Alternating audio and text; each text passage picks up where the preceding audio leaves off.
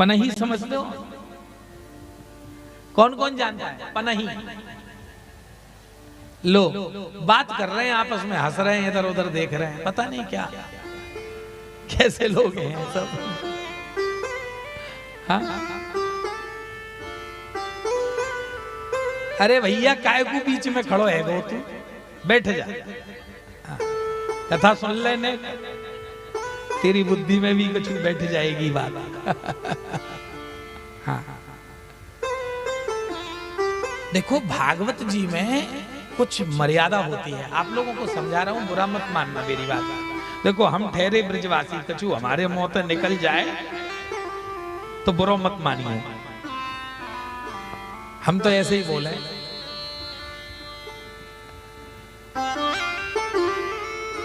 यानी ये बुरा तो मानियो मती। हाँ, हम सब तो ब्रजवासी की गाली खावे जाएं। ब्रजवासी यदि गाली भी दे दे तो बापू श्याम सुंदर की कृपा समझना चाहिए। हाँ। तो कुछ मर्यादा की बात है जो हम आपको आज बताना चाहते हैं। आप लोग कथा सुनने कहीं भी जाओ, उस मर्यादा का पालन करना। चित्त लग रहा है कि नहीं लग रहा है, ध्यान लग रहा है कि नहीं लग रहा है, इधर उधर देख रहे हैं, ऐसे ऐसे देख रहे हैं, तो बताओ अरे हमारी बात समझ में आ रही है कि नहीं? कथा की मर्यादा सीख लो, समझ लोगे तो हमारा कोई इसमें फायदा नहीं होगा, और नहीं समझोगे तो हमारा कोई इसमें नुकसान नहीं होगा। फायदा नुकसान आपका है। ये तो पाठशाला है ठाकुर जी की। यहाँ कृष्णम वंदे जगत गुरु, वह कृष्ण ही हृदय में बैठकर बोल रहे हैं, मेरे में तो बोलने की सामर्थ्य है, मैं क्या ही समझाऊंगा।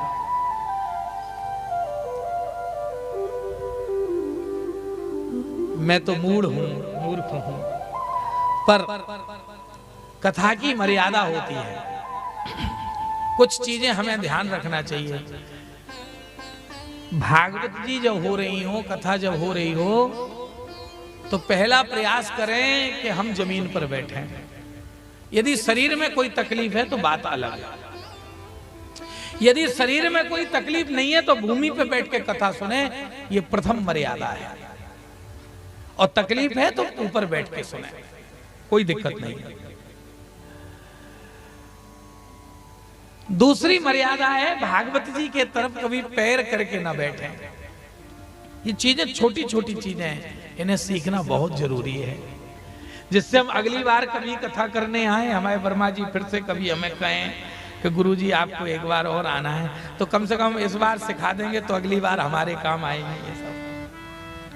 और हम तो कहेंगे ठाकुर जी इनको इतना खूब आनंद से भर देवे कि ऐसी कथा ये हर 1-2 साल में हमेशा करवाते रहे। हाँ क्या? अरे कम से कम इस बात पे तो ताली बजा दो इनके लिए।